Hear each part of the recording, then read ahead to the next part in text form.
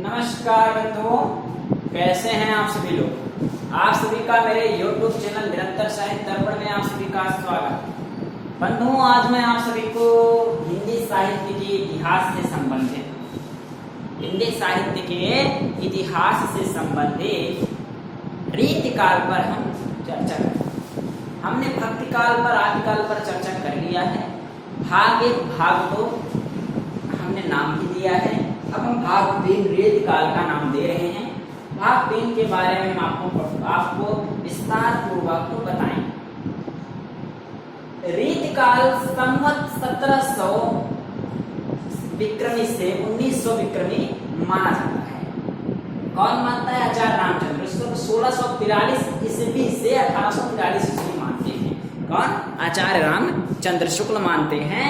बंधुओं, रीतकाल का नाम क्या पड़ा? रीतकाल का नाम क्या पड़ा? रीतकाल का नाम अलंकृत काल पड़ा, जिसे मिश्र बंधुओं ने दिया। किसने दिया? मिश्र बंधुओं ने। रीतकाल का नाम श्रृंगार काल पड़ा, विश्वनाथ प्रसाद मिश्र ने दिया। किसने दिया? विश्वनाथ प्रसाद मिश्र ने दिया। और रीतकाल का नाम आचार्य रामचंद्र शुक्ल ने दिया है। तो बंधुओं, रीति का मतलब है काव्यांग निरूपण के अर्थ में हुआ है। किसके? काव्यांग निरूपण के अर्थ में हुआ है रीतिकाल। रीतिकाल का नाम पड़ा किसके? काव्यांग निरूपण के अर्थ में। तो बंधुओं, रीतिकाल जो है, रीतिकाल को कितने कवियों में बांटा गया, मतलब किन किन कवियों ने किस तरीके से किन किन भागों में बांटा गया, हम आपको दिखाएंगे। रीतिकाल को कितनी काव्य धाराओं में बांटा गया है। तो रीतिबद्ध के कवि जो है हमारे केशवदास जी हैं। कौन से हैं? केशवदास जी। रीतिबद्ध कवि हमारे केशवदास जी हैं। कौन है? केशवदास जी। तो केशवदास जी के काव्य को हम क्या कहते हैं? कठिन काव्य का प्रेत। इनका जो काव्य है ना, इनके काव्य को हम कठिन काव्य का प्रेत भी कहते हैं। और इनके कठिन काव्य का प्रेत कहा गया है इन्हें। तो रीतकाल ग्रंथ की शुरुआत केशवदास ने ही की थी। तो और किसने की? रीतिबद्ध कवि ने ही किया था।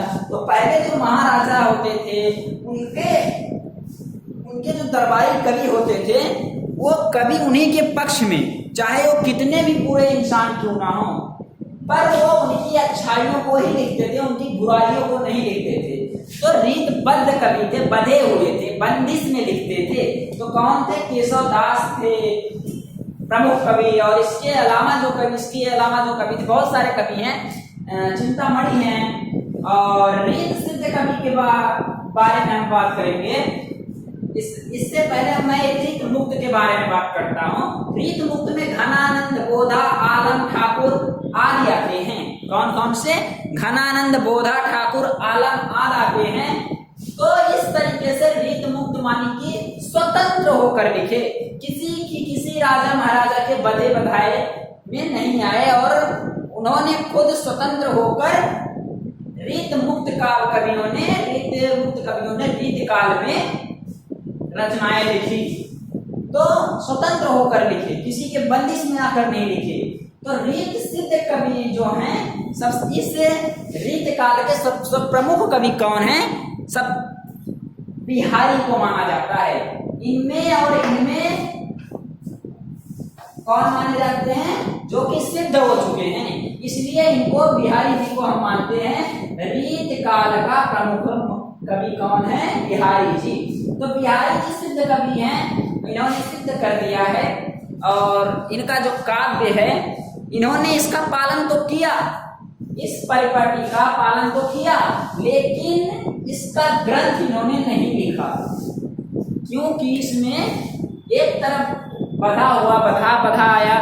बधी बधाई चीजें थी, एक तरफ स्वतंत्र होकर लिखना था। पर उसकी बात उन्होंने लिखी, पर परिपाटी पर उस रास्ते पर चले, लेकिन इन्होंने रीत ग्रंथ लिखा नहीं। तो इस तरीके से हम कह सकते हैं, इसीलिए इनको माना गया बिहारी भी कहीं कहीं बिहारी को भी कहा जाता है रीत मुक्त कवि, क्योंकि वो भी स्वतंत्र होकर लिखे हैं। तो अब हम रीत काल की परिस्थितियां पढ़ेंगे। क्या पढ़ेंगे बंधुओं? रीत काल की परिस्थितियां। रीत काल की परिस्थितियां क्या हैं? रीत काल की परिस्थितियां हमारी राजनीतिक है, सांस्कृतिक है और सामाजिक है। तो राजनीतिक में हिंदू मुस्लिम, राजनीतिक में क्या, राजनीतिक में होता है कि वह रीत काल में उस समय मुगलों में आपस में ही मतभेद हो गया था। मुगलों का शासन था तो मुगल आपस में ही कट मर रहे थे। इसके बाद जब मुगल साम्राज्य कमजोर होने लगा, आपस में कटने मरने लगे, तो हिंदुओं ने उन पर आक्रमण करना शुरू कर दिया। इसके चलते रीत काल में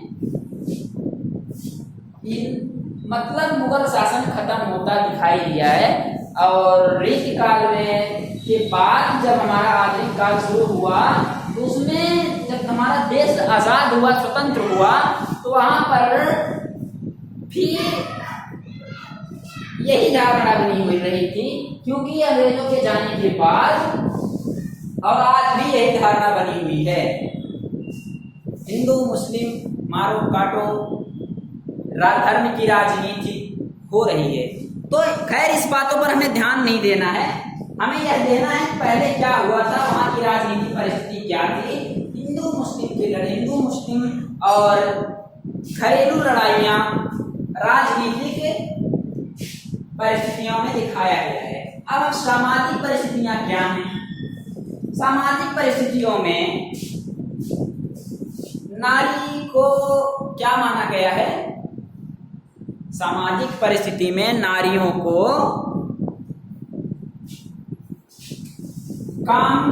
काम का भोग माना गया है, यानी कि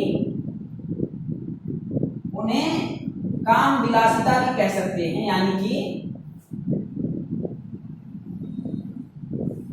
स्त्री भोग का केवल भोग है, केवल स्त्री मतलब उसमें स्त्री को दर्जा नहीं दिया गया है। स्त्रियों को जबरन अपहरण करके उनके साथ दुर्व्यवहार किया गया है, तरह तरह के शोषण हुए हैं स्त्रियों के साथ, पर स्त्रियों को वह दर्जा रीत काल में नहीं दिया गया। जो रीत काल की सामाजिक परिस्थिति थी, मुख्य परिस्थिति यही थी कि स्त्रियों को सही दर्जा नहीं मिला, नारियों को सही दर्जा नहीं मिला। कहीं पर प्रेम था तो कहीं पर वासना थी। तो इस कारण रीत काल में सामाजिक परिस्थितियां मुख्य रूप से अगर उभर कर आती है तो स्त्रियों पर आती है। तो सांस्कृतिक, यहाँ श्रृंगारी की भी बातें हुई हैं, कई कवियों ने श्रृंगार की भी बातें की है, लेकिन इसके साथ साथ नारियों के साथ जो दुर्व्यवहार हुआ है वह रीति काल के सामाजिक परिस्थितियों में दिखाया गया है। सांस्कृतिक है, धर्म को लेकर अपवाद, धर्म में उथल पुथल, हिंदुओं मुस्लिमों के बीच आपस में मतभेद, धर्म का प्रचार प्रसार जोरों शोरों से हुआ है। सांस्कृतिक दृष्टि से अगर देखा जाए तो रीत काल के परिस्थितियों में सांस्कृतिक परिस्थितियां जो हैं उसमें धर्म का प्रचार प्रसार जोरों शोरों से हुआ है। तो इस तरीके से कह सकते हैं। अब बंधुओं, अब हम आपको रीत काल के जो कवि हैं उनके बारे में, प्रमुख रीतिबद्ध कवियों के बारे में, रीत सिद्ध कवियों के बारे में, रीत मुक्त कवियों के बारे में हम आपको एक एक करके पार्ट 1, पार्ट 2, पार्ट 3 करके हम अगले वीडियो में लेकर आएंगे। आप हमसे जुड़े रहिए और हमारा वीडियो अगर आपको पसंद आए तो इसको लाइक, सब्सक्राइब, शेयर, कमेंट जरूर करें। तब तक के लिए नमस्कार।